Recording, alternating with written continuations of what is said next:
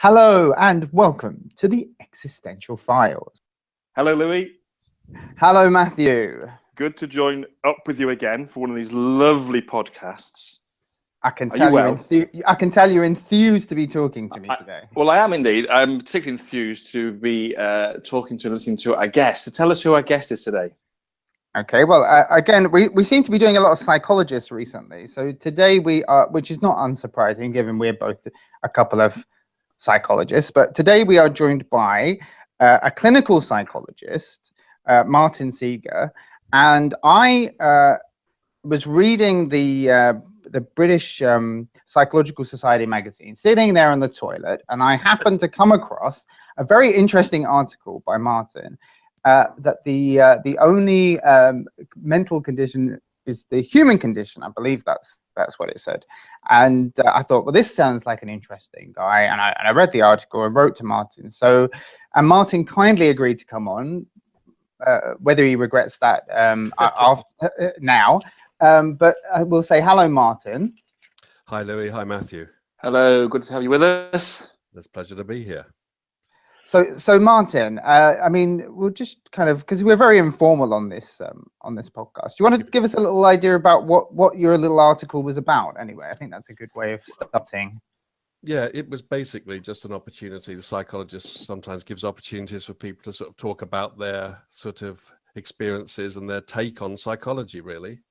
So I took that opportunity, and it was just really talking about how my views had formed over the years, you know, because I started in the 80s. So as a psychologist, a clinical psychologist, I've become a psychotherapist as well over that time and worked in the NHS and in the voluntary sector.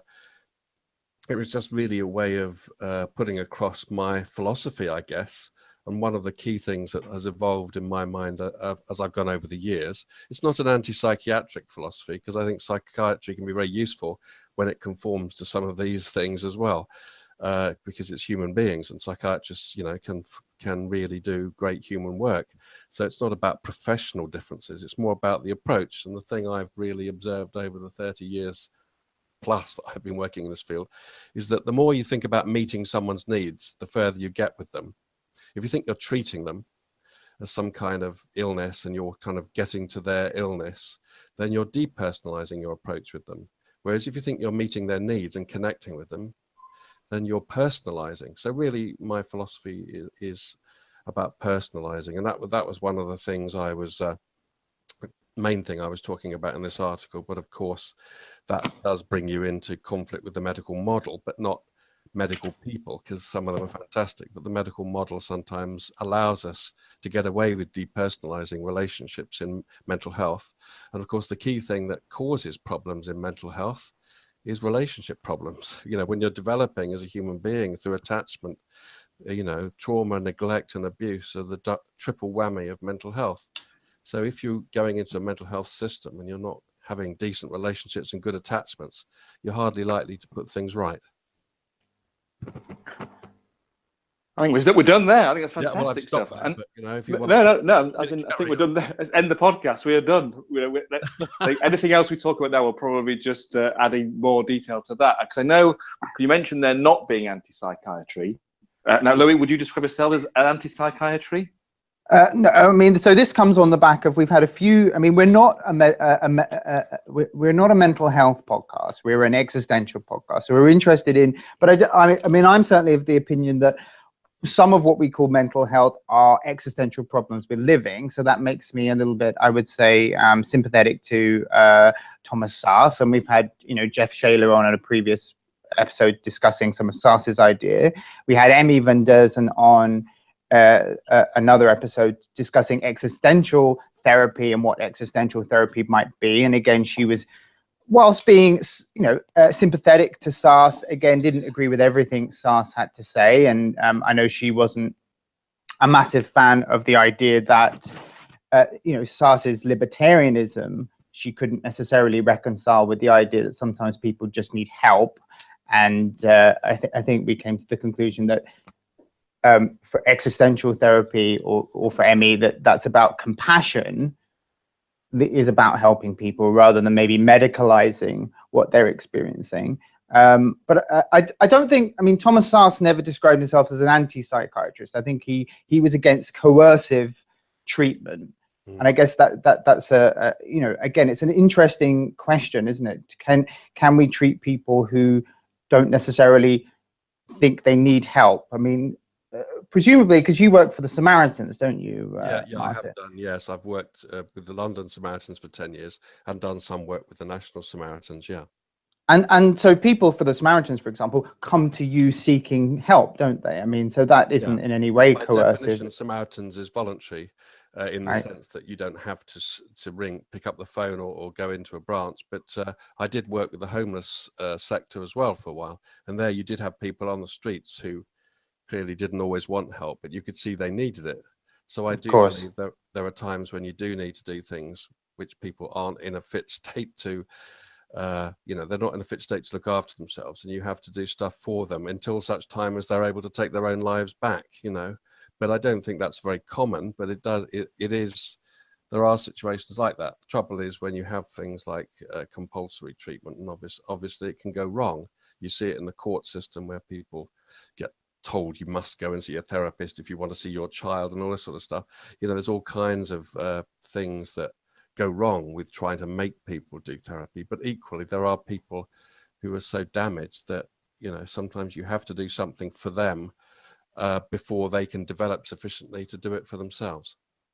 And of course, we're currently lacking systems that care for people, aren't we, Martin? I mean, in terms of, for example, the benefit system. I mean, instead of perhaps saying that I mean, I was discussing this with my partner last night, who's a psychiatrist, and saying, you know, what we need is a better social care system. That, you know, the NHS is good for medical problems, but maybe we need some kind of national care system that doesn't necessarily directly deal with medical problems, but deals with people who are not coping with life for whatever reason. I don't know if it's something you... Yeah, definitely. I mean, the benefit system I've seen, you know, fail people very frequently, increasingly over the last 10 years. I think I've seen that getting more seriously wrong. And a lot of it is because at some level assessments are done which are fairly narrow. You know, the human condition, as I like to think of it, is biological, psychological, social, political, and spiritual. Those are the big dimensions of humanity. And the assessments that you often get are in the wrong area. You know, you get people who aren't. Then the bizarre thing with the benefits system is you get people claiming that they're not fit to work or something through reasons of health, but then they're assessed very narrowly, and also by people who aren't necessarily qualified in those areas that they're claiming. So the system is a bit broken when it comes to assessing people for benefits. And I've seen people, I've spent a lot of my last few years in the NHS. I took early retirement from the NHS a few years ago, but basically I'm spending my last few years in the NHS just writing letters to try and save people's benefits and houses, you know, because they were being miscategorized in the system. The whole thing is about care. Ultimately, if you care for people, they become more independent. We've got a culture of which hates dependency. Forgetting anti-psychiatry, we have an anti-dependency culture in our country. We think people who are dependent are failing and need to get on their bikes. Actually, childhood is a period of dependency which enables you to become an adult. You can't become an adult unless you've had a childhood. You can't leave home unless you've had a home. So we're trying to force independence on people who aren't ready for it. So we get a false dichotomy, you know, and this even happens in the Samaritans. But, you know, has this person been calling us for so many years? Are they dependent on us? Well, being dependent on people isn't a bad thing, because we all need human beings. Part of human health is to have relationships. So, you know, you can argue that dependency can become damaging, but the need for a relationship and attachment with others is actually healthy.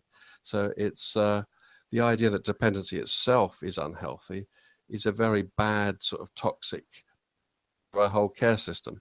And of course, then it allies itself with budgetary constraints. You know, if you think that people shouldn't be dependent and you've only got unlimited money, lo and behold, you end up with policies that sort of have brief therapies, brief treatments, brief this, brief that.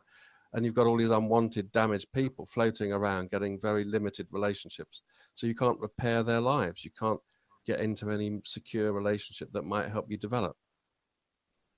And can I say, Martin, so you said before then, so we're describing this idea of, as long as you meet people's needs and see that as the approach of therapy generally, where it's psychiatry, psychology, or something else, as opposed to sort of treating a condition or treating an illness. Do you feel then that the psychiatry generally, or the care system, has that as an approach, or has that actually been lost? Do you feel as though the idea of saying, well, if you have that as your front and center aim, then that's a much better approach than the other one? In practice, do you feel as though it's gone down the route of trying to treat, perhaps because of political reasons, budgetary reasons, or something else? I think that it has gone down that route increasingly. I've done a couple of talks for the BACP over the years, and I was always of the point, I always picked up from counsellors that they felt like second-class citizens in this world of evidence-based and nice guidelines and budgets and things, that where's the evidence for counselling?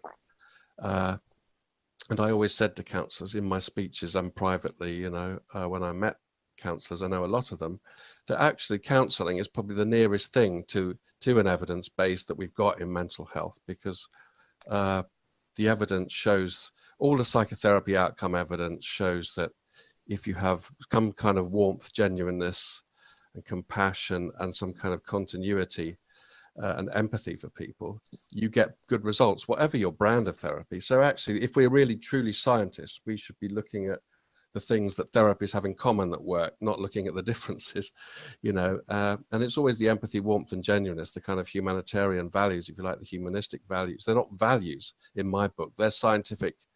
You know, if someone's empathic towards you, that's not just a value, that actually changes your life. And you can be empathic as a psychiatrist because you prescribe a drug that really relieves someone at the point of need. You can care about them. You can meet them again to see how that drug's affecting them. You can do things in psychiatry which aren't about drugs. And I always say this to psychiatrists as well. All the research in psychiatry has simply been about the drugs they prescribe, which really dehumanizes psychiatrists, because they're not allowed. No one really in years of research has measured what psychiatrists do other than prescribe drugs. So we're depersonalizing psychiatrists and only looking at the drug. So, you know, we're treating the medical model is simply a drug model now. So it's very, because of that, we're not even properly measuring the value of our medical people in the mental health system, and of course the general health system, because a lot of mental health is never going to touch the mental health system, but it's there in the physical health system, in hospital beds and in GP surgeries. So yeah, I think we're losing that culture. If we ever had it, if we ever formalized it clearly. I think since the 1950s, we kind of thought there were wonder drugs for all these things, and we've therefore gone down the route of making that the gold standard, and then saying, right, do things compare to drugs? If talking to someone is going to be useful, we have to compare it to a drug. So it's kind of the wrong way around, really, because people have low self-esteem, not because they have an illness called depression. They feel low because they have low self-esteem. Low self-esteem is the cause of feeling low. There isn't an illness called depression that gives you low self-esteem. It's the wrong way around. So we're kind of, you know, yeah, we're in danger of losing that culture even more, because people are trying to save money. And so they're making everything brief. Everything's got to be evidence-based. The evidence base is itself lacking in psychological kind of wisdom and science. It's become medicalized. And so you get a vicious circle.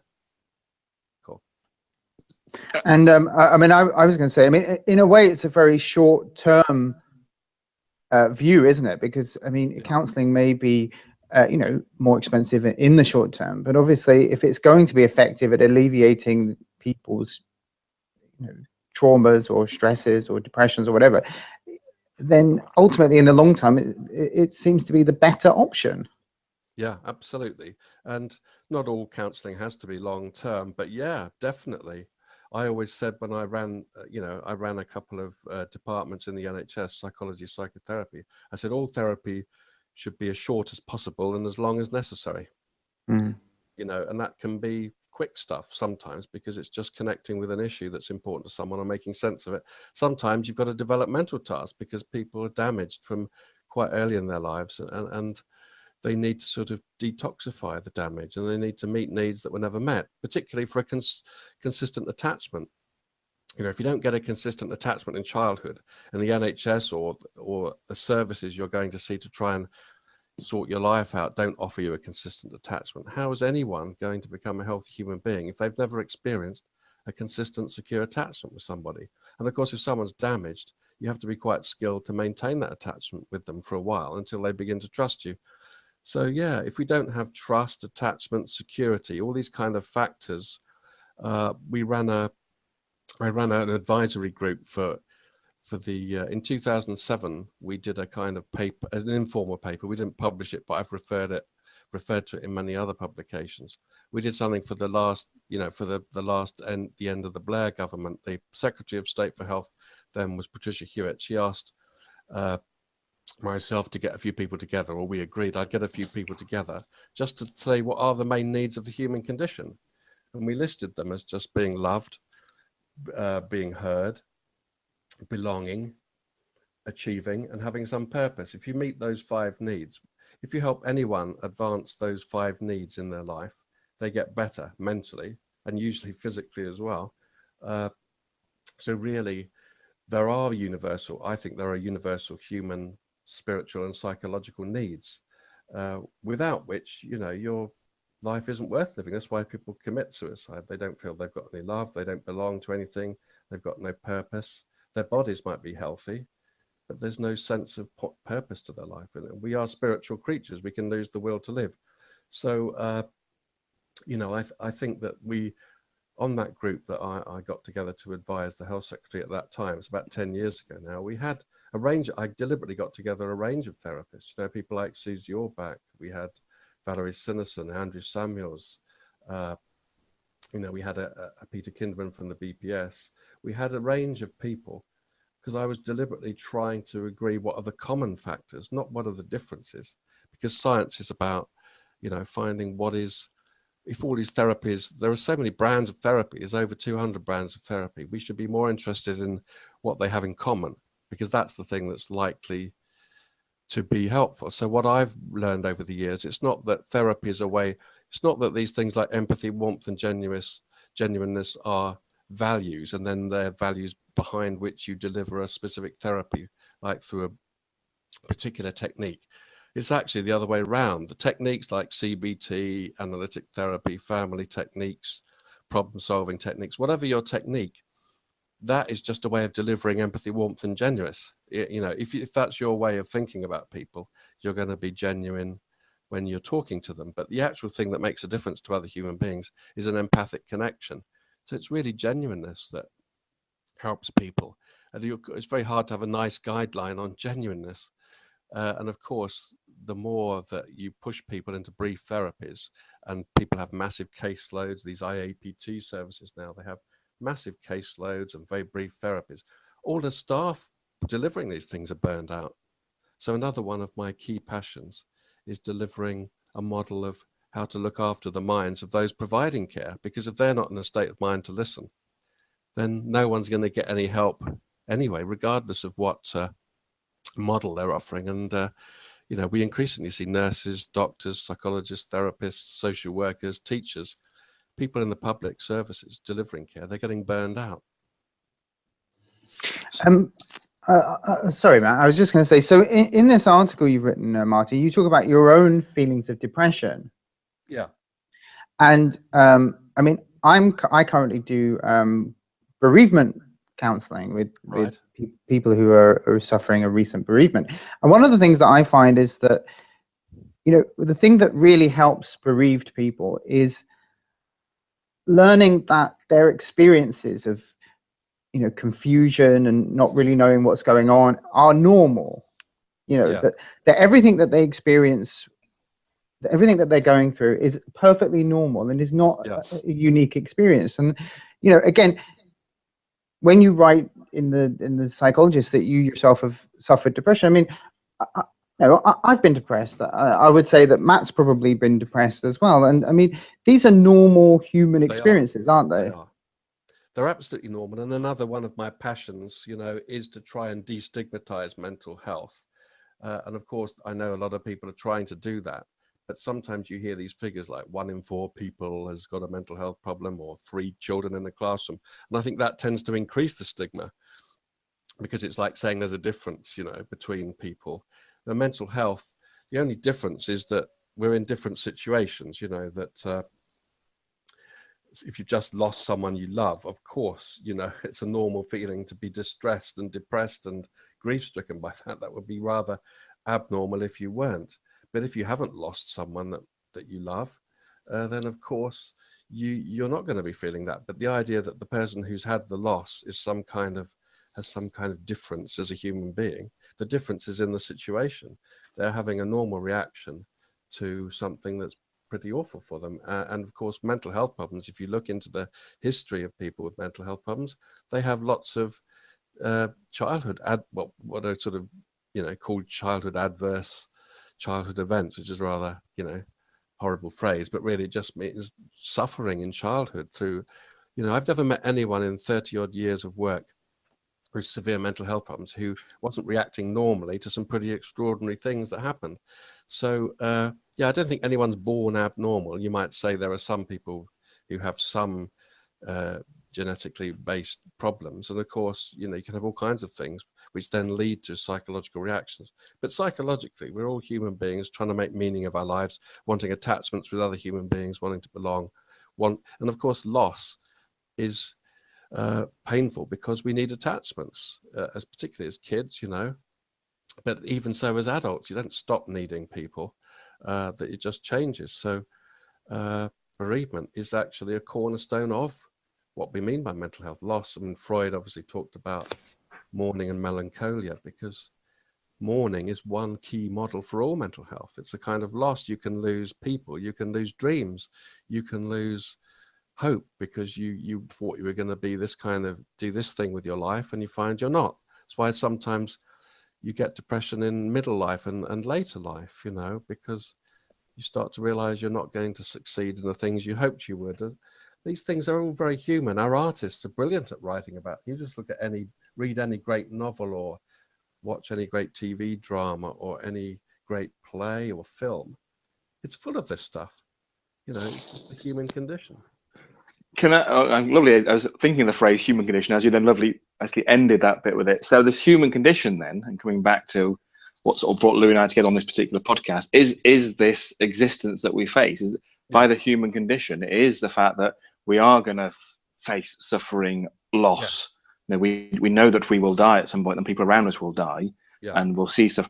And you would see that as being the human condition, and how we deal with that, how we work ourselves through that.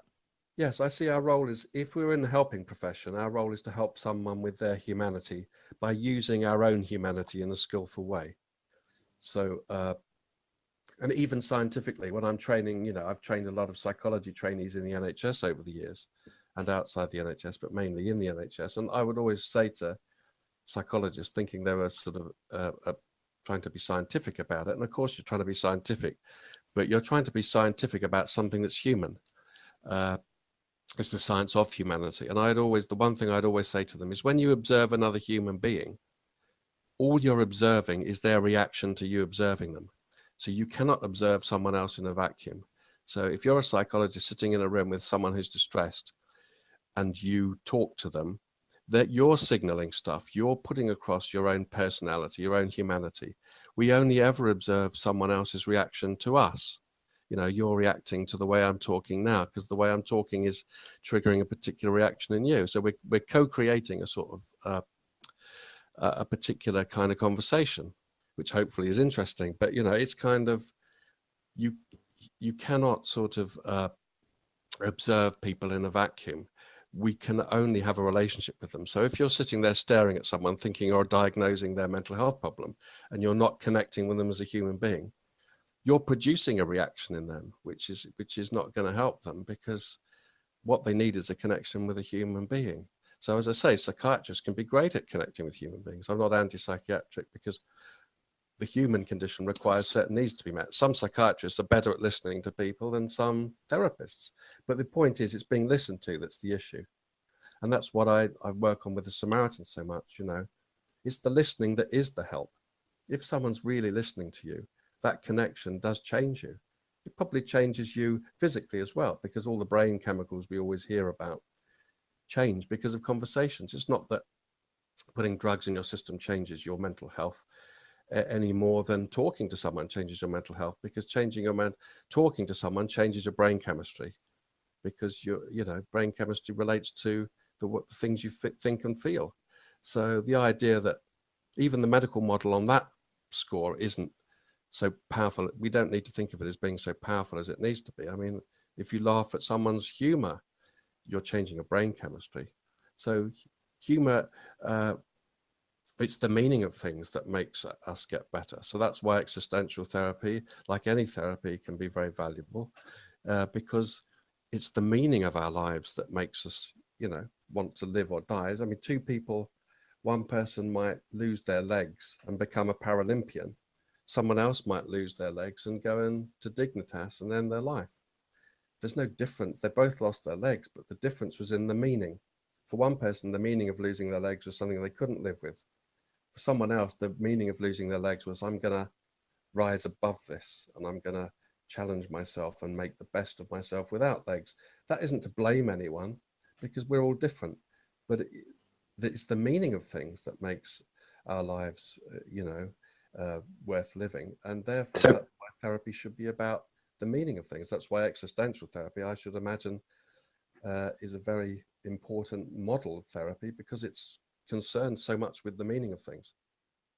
And I was going to say, Martin, that you're not judging people for the way they react, because I mean, one of the things we frequently discuss on the podcast is, the great existential truths of existence are things like we're going to die, and that can have a very profound effect on how you feel. And I don't necessarily think that there's a right or a wrong way of reacting to that. I think some people react in, it can be a very debilitating, the abyss is staring into you and you find that extremely painful, whereas other people then decide to find meaning externally of those truths and decide to make their own meaning. I think personally, my feeling is that both reactions are legitimate. I agree, yeah.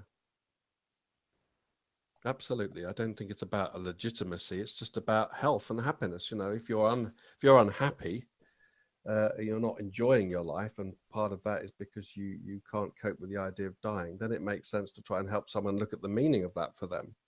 But obviously, if you the only reason you'd want to try and help someone is because they're suffering in some way, not because you're judging them. You're just trying to make judgments about what things mean to them. Making judgments is not being judgmental. Sure. And moving on slightly, in your article, the other thing that jumped out at me is you were talking about being a man and male problems. And I liked your little, men are 80% of suicides, 85% of homelessness, 95% of prisoners. And I mean, there's some pretty stark statistics, aren't there? There is something about being a man. Yeah. Well, it's not just about being a man, it's about our attitudes to men, because we've been running, a male psychology conference for, several years now, and just exploring research in men's issues. And one thing you do notice is there is less research, even though suicide is primarily a gender issue, in the sense that, nearly 80% of suicides are men. You'd think that was a pretty big gender issue. But we tend to have a blindness to male gender. So because even when suicide is such a big issue, the amount of research into the gender of suicide and why that makes a difference is very limited. So the thing I'm focusing on mainly with male mental health and just male health generally is the invisibility of it. I suppose that invisibility comes from the fact that people have always assumed it's a man's world. So therefore men are privileged in some way, which actually, when you explore that, isn't quite true. But then there's also masculinity itself, which is about sort of soldiering on, really, and sort of not it's kind of about being strong and not seeking help can appear for a man to be a sign of weakness, which of course, that's one of my great passion now, is to help men to realize that if you seek help, you're being a man, you're being strong. because if you're seeking help, you're taking action, you're doing something. So we've got to be clever about masculinity now and actually use the laws of masculinity to help men get help, rather than break the laws of masculinity and make them feel shamed. You know, if we say to men it's okay to cry, it's okay to be vulnerable, probably we're not going to help men so much as if we say, look, if you seek help and if you do something about your problems, you are actually being a man, you know. So but we've got to look at, if we're interested in gender, we've got to be interested in the whole spectrum. And I think we've tended to ignore men because we assume it's a man's world, everything's fine for men. And also that's what men want us to think. But if you actually look at the figures, as you said, you know, 80% suicide, rough sleeping, 85%, I think, drugs and addiction, about 75%, prisoners, 95%, even education now, we've got 22% less boys going to higher education than girls. There's lots of measures where boys aren't doing so well. I mean, life expectancy itself, deaths at work, 97% of deaths at work are men. So what this says to us, it says a couple of things. It might say something about men, but it says something about our attitudes to men, because if 97% of any other group were dying at work, we'd have a policy on it. Wouldn't we? You know? But 97% of people who die at work are men. We just carry on. We just assume that's so. We have what's some of us are calling an empathy gap or a male gender blindness. We don't mark the male gender as something to be thought about. We just sort of carry on. We see it as a default thing rather than actually looking at it as a part of humanity. So I think male human beings need to be thought about as having a gender. You know, when you think about it, it's pretty obvious they should be, but there's such little research, and even in psychology, you know, you'd think psychology was full of people desperately interested in the whole human spectrum, but no, there's very little. You know, there's no training for psychologists on male gender stuff. You know, and I'm trying to form a male psychology section of the British Psychological Society. That's been going on for over 7 years now. So these things aren't easy, but they're very important. And you say that so that section hasn't yet formed, because I was reading that you've been. So why is it taking such a long time? Is there some resistance to it? Is it just getting enough interest to move it forward? Why has it not happened?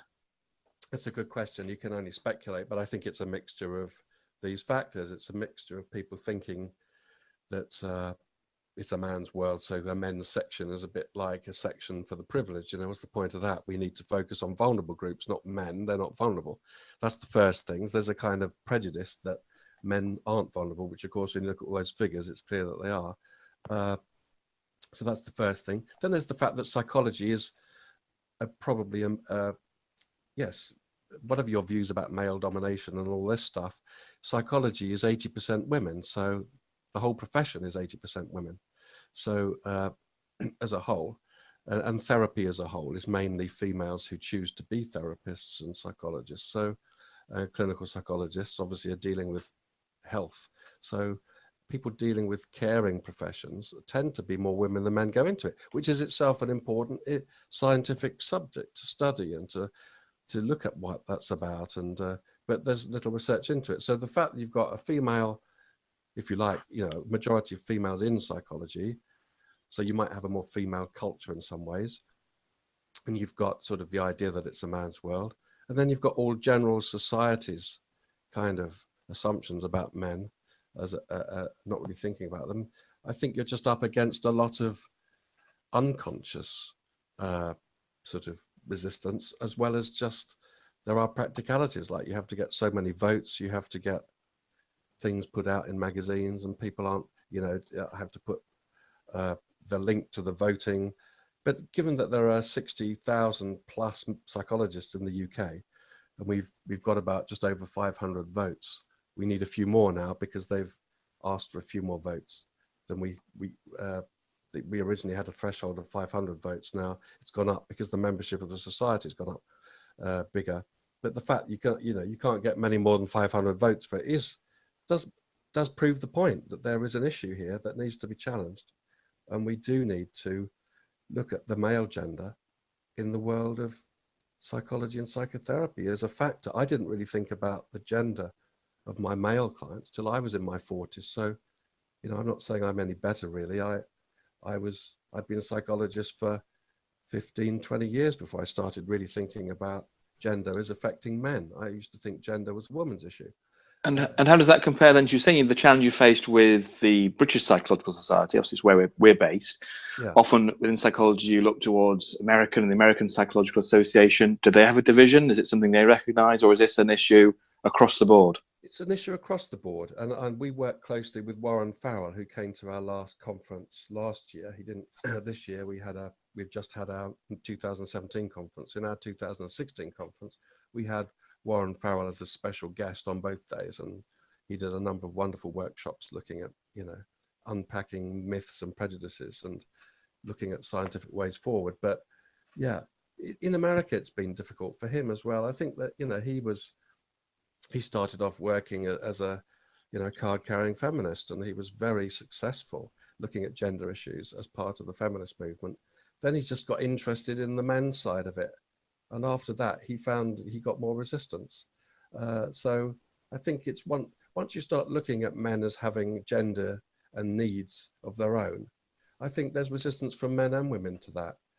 But most people, when you get past that initial reaction, they start to realize, you know, you're onto something. And I think that's what is happening. We are getting there. It's just taking longer than you'd like. But I think the BPS would say most sections took a while to form and took a few years of battling to get the interest. So I'm not necessarily saying there's anything special about the men's section, but, you know, it's certainly overdue, given all these problems facing men, and given that psychology is the discipline in looking at human behavior and emotion, experience, relationship. You'd think that there would be a healthy appetite for studying male gender issues. But, you know, we'll get there, but obviously it's been a bit of a struggle. Indeed. No, I hope you continue with it, because like you say, I think it's long overdue. I just wonder, before we wrap up the episode, Martin, did you have much response to your article? I mean, did you have hate mail or fan mail? Because I think the reason I didn't is because I didn't leave an email address. Right. Was that intentional? Or you were hoping not to? I don't remember. I can't remember now whether it was me. I don't think I would ever say don't put I've always usually put contact emails on things, and when I've written things before that echo this kind of philosophy, I do get an awful lot of responses. So I just think in this case it was just done without a contact point address, or a contact email. So I think I would have had a lot more, but I'm delighted that people like yourselves have reacted to it. I'm really grateful that you picked up on it, because I think that's not much point writing stuff if people don't pick up on it and have a dialogue and debate. As long as we have an impassioned debate. I mean, this is all about it's not even about what is science of the human condition. It's about what is science, because one of my key points that I make in all my articles is that science itself is split. You know, we split the mind from the body. We've split matter. We've split matter from time and space. You know, mind gets split from time and space. This is a bit philosophical, but I actually think that mind is part of the universe, like time and space. So if you split it off and say, well, psychology is really more of an art than a science, you've lost the scientific high ground as well, because science, when it splits the mind off from the body and it regards the universe as a physical thing and the mind is just some kind of byproduct of that, I think it's a very bad piece of philosophy and science. Eastern philosophies and Eastern science puts the human being and their observations and experiences much more into the focus of what science is about, whereas Western science says, well, the mind is kind of a bias, it's a subjective thing, let's get rid of that and look at what's really going on. So in the Western science, we're obsessed with the brain. So we're not happy that we've understood anything to do with the mind unless we can find the brain doing something. But as I've often said, you know, if the mind and brain correlate, then the mind must be equally real, because it wouldn't be correlating. You know, so even if you believe in correlation or science, two things correlate, both of them are equally valid. And why are we just, once we correlate the mind with the brain, we seem to want to say the brain is the cause of everything. Well, that's crazy, because, you know, if two things are correlating, then the mind is equally valid. So because in the West we split mind and brain, psychology and psychotherapy becomes a soft science, you know, not a hard science. But I think the best physicists realize that even when you observe particles, you change them. And the universe is very much based on, you can't have an observation that doesn't have a mind in there. So the idea that the mind is some sort of subjective thing that's just a bias is crazy. I mean, but again, Western science is predicated upon the idea that subjectivity isn't as good as objectivity. But of course, for me, the subjectivity is the gateway to object. You can't have objectivity except through the gateway of subjectivity. So subjectivity always has to be involved. So I think, you know, this is about not just mental health science, but all science. But of course, the medical model survives in the West because we think that the brain is much more proper science and the mind is just a load of woolly, soft stuff. Because you've got that underlying scientific philosophy, you devalue mental health, counseling, psychology, all becomes seen as softer stuff. So again, that's another massive issue, but these are all massive issues. And I think the very first episode of the podcast, we discussed, you know, can science help us with these questions of, you know, what it is to be a human in the universe? And I think I know that my feeling is that, you know, science can help us understand what the universe is, but I think in terms of how we live our lives, that's not necessarily a scientific question. I mean, no, not in that sense, no. But equally, the science has to explain everything, all the phenomena of the universe. If science has to explain the universe, it has to explain all its phenomena, including us. but good thoughts, and this is why we have the podcast, Matthew, to think about why the universe exists, why we exist, and all these questions in between. Yeah. Absolutely. And to me, without wanting to necessarily open up another bout of conversation, but a key word there was consciousness again. We've again, over the podcast episodes, we've mulled over this messy thing that no one has a very clear idea or has a very different perspective on what consciousness is. Yeah. But again, this idea of and it's because it's a hard question, isn't it? So I want to try and say how you try and characterize or understand, and there's different perspectives. So absolutely, it brings us very much into the kind of focus of the stuff we're interested in exploring here. So we often say with our guests that we only just touch the surface. So if you're ever willing to come back and talk more, then we'd be very, very keen to do that. Well, I'd love to do that. So anytime you want me back, just let me know. Brilliant. Thank you, Fabulous. Martin. Thanks for joining us. Anyway, it was a fascinating discussion. Thanks for asking me to talk with you. No problem. Thank you, Martin. Right. Take care. Soon, hopefully. Bye. Yeah. Bye-bye. Bye-bye for now.